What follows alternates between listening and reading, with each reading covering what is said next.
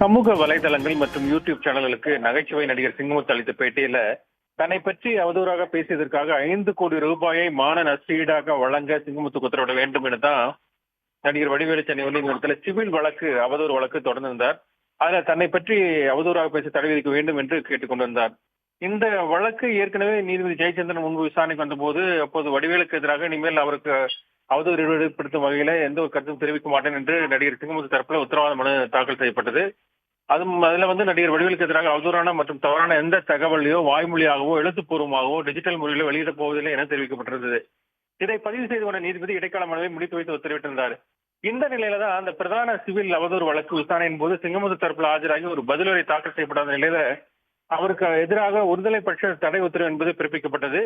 இந்த ஒருதலை பட்ச தடை உத்தரவை எதிர்த்து தான் சிங்கமுத்து சார்பில் ஒரு மனு ஒன்று தாக்கல் செய்யப்பட்டது. அந்த மனுவில் 67 வயது ஆகிவிட்டதுனாலும் உடல்நல குறைவினால சிகிச்சை பெற்று வந்த காரணத்தினால அந்த பிரதான வழக்கில் தன்னால ஒரு பதிலுரை தாக்கல் செய்து வாதிட முடியவில்லை என்றும், எனவே அந்த ஏற்கனவே விதிக்கப்பட்ட அந்த ஒருதலை பட்ச உத்தரவை நீக்க வேண்டும் என்று கேட்டுக் கொண்டிருந்தார்.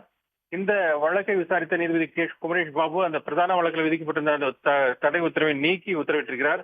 இது தொடர்பாக சிங்கமுத்து தரப்புக்கு 2500 ரூபாய் அபராதம் விதித்து அதை வடிவேலு தரப்பு செலுத்துமாறு உத்தரவிட்டிருக்கிறார். இதையடுத்து இந்த பிரதான வழக்கு மெயின் சூட் என்று சொல்லக்கூடிய அந்த வழக்கு என்பது தொடர்ந்து ஹைகோர்ட்ல நடைபெறும்.